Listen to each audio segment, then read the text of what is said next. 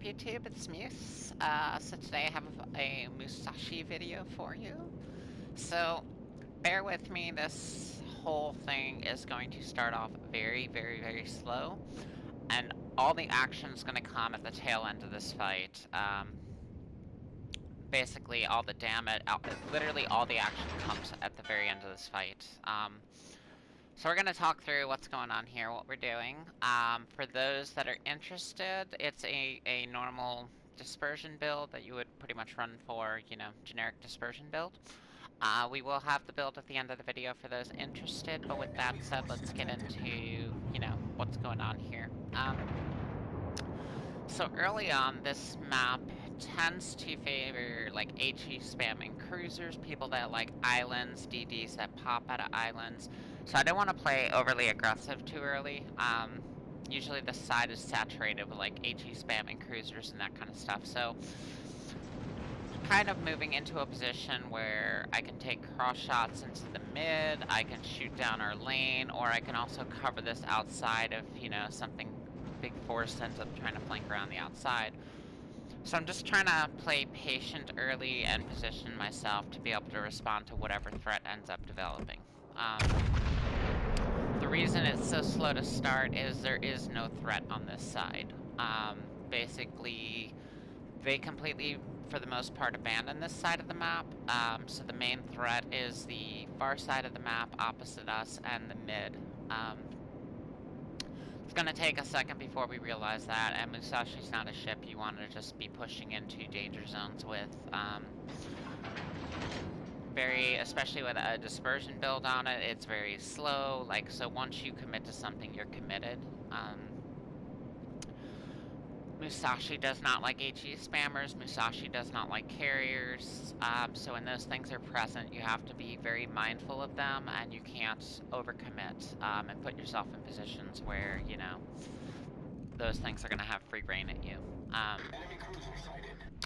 So again, we're kind of setting ourselves up here, expecting, you know, something to come around the flank, something to come down our lane, and none of that happens. And we're going to realize that here in a second, start kicking it into forward, and as I'm watching the mini-map, I'm seeing how this fight's developing, and I can kind of see, like, okay, well, you know, there's a lot of stuff going on the other side of the map here.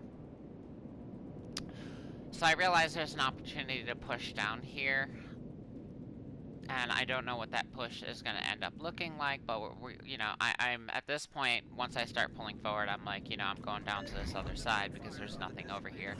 And I figure there might be a little something here they're hiding, but for the most part, you can look at that mini-map and tell, you know, there's not a whole lot on this side. There's not too many crossfires, they're kind of sitting at their, you know, back where they spawned. So sitting here is just really a waste of my ship. Again, I don't want to get overcommitted, but at the same time, you know, nothing's happening here, so we are going to end up pushing out right here and kind of get the ball rolling, and this is kind of where things will start to develop, but as I get down towards that other end, that's where it's going to get really busy really quick. So with Musashi, it's a ship you want to be patient with.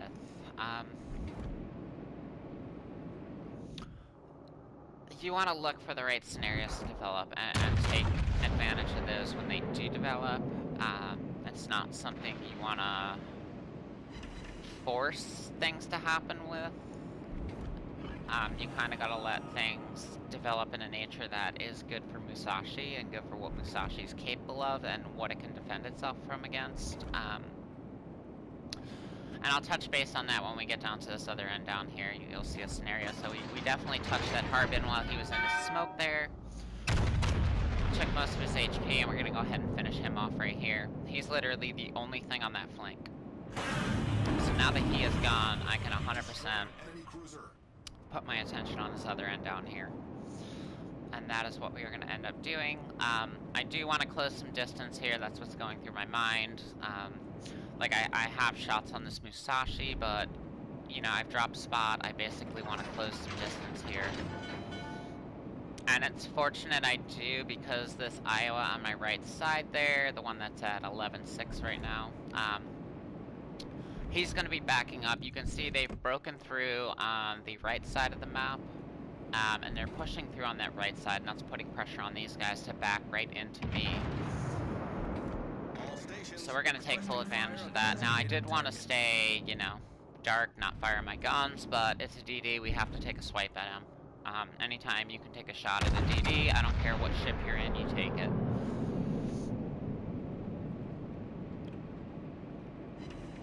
So yeah, it's long range, but that's a shot. You have to help your team.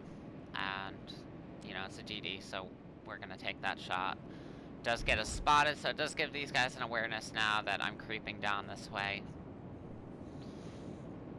Iowa must have not been paying attention or doesn't have prop mod or something, because he's going to end up backing out past this island, and when he does, it is going to hurt. Our team has taken the lead. And then, yeah, once we start to engage that Iowa, then it's just game on from there. Very quickly, it's going to be game on. And as you can see, that I've got that other side pushing, so I know there's pressure coming from that side. I'm kind of solo over here, though.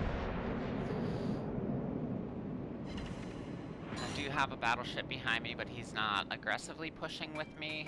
He took a lot of damage early, so he's kind of playing it safe. There is a cruiser coming out my way, but for the most part, I'm pretty much solo over here. So we definitely touched Iowa right there. Gave him a little love, and we're about to give him a little more right here.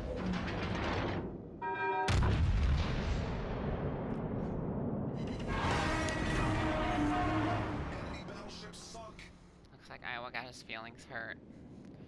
So now we know this Ochakov is dangerous to us. He's dangerous to our DD with that radar. I mean, he's way out of range to be using that radar, but he's still, you know, potentially dangerous to ADD. Dangerous to us because he's a fire spammer. Fire the butt gun of justice here. See if we can't touch North Carolina, but somebody knocks him out already. So yeah, we're gonna focus on this Ochakov.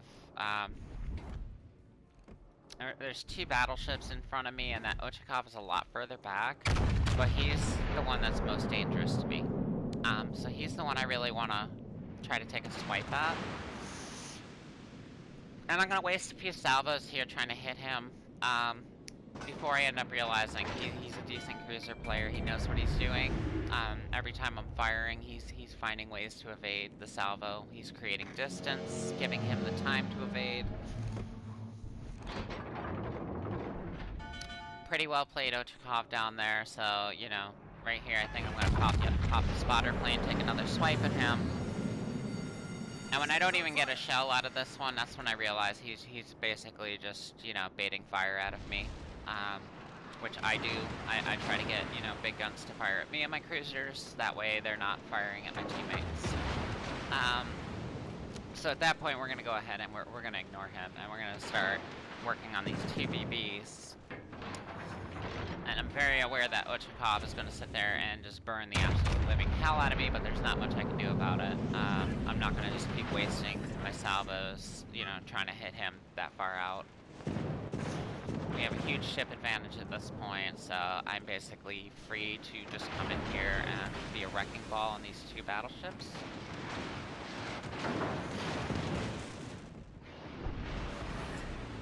Problem solved, sir.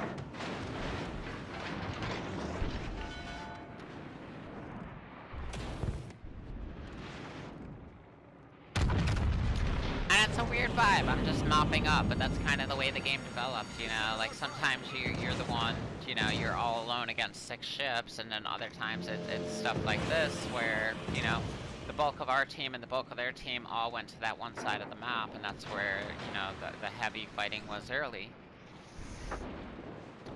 But now I'm kind of in it by myself over here, and again, you know, I've got shots coming from my right side. I know that, you know, Musashi's attention's obviously over there. That's where the bulk of ships are coming from. Gives me some nice little free shots on Musashi.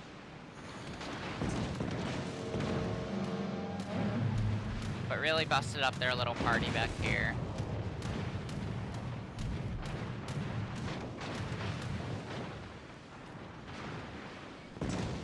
You know, Iowa's bow tanking me. We had broadside shots on bow tanking those guys. I had broadside shots on him. Musashi's bow tanking them. I had broadside shots on him, so coming up this flank all by myself ended up being a really good play, because I got these guys out of here without them being to do a whole lot to our team.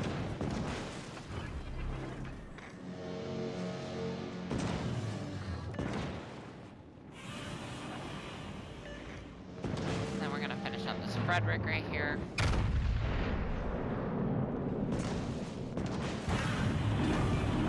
And now it's a race with this Ochakov. We got him pinned against the side of the map, but he's burnt us down while we were dealing with those 2 BBs.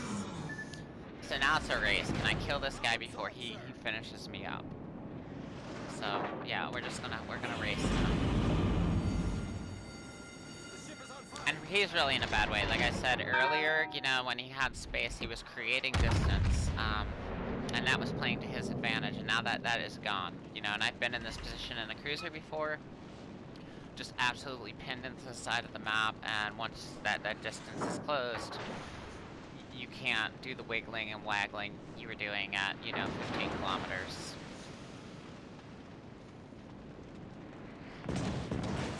And so here it is. HP's almost gone. Can we get him before he gets us?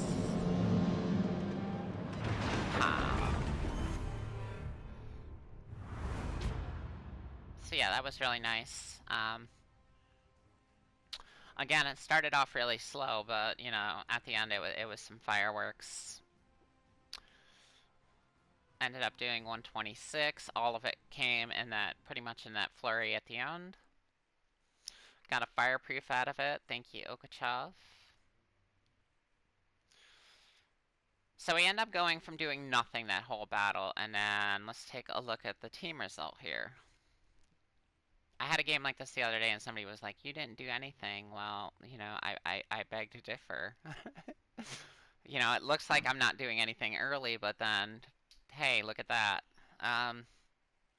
So yeah, let's get into the build. Alright, so build-wise, like I said, it's a pretty standard build.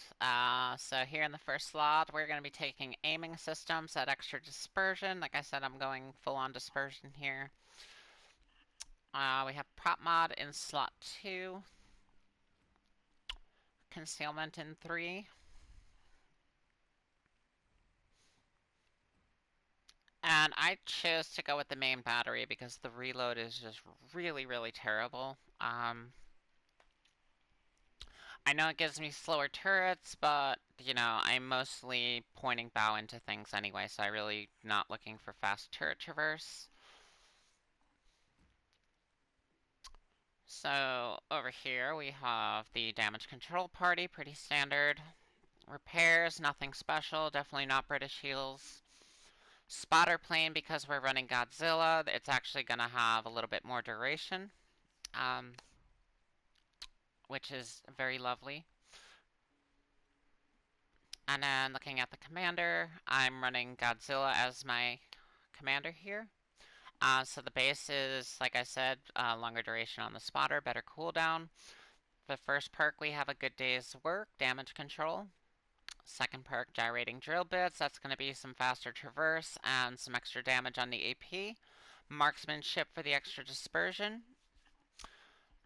And we're going to have reaching out, better range, and will to rebuild. And then for our inspirations, I'm running Cunningham for the grouping, and Scharnhorst for even more dispersion. So, yes, that's the build. I appreciate y'all. Keys to Musashi, be patient early, wait for things to develop, and once they do, just pounce and be all over them and be ready to go. I appreciate y'all. Have an amazing day. Thank you. Catch you later.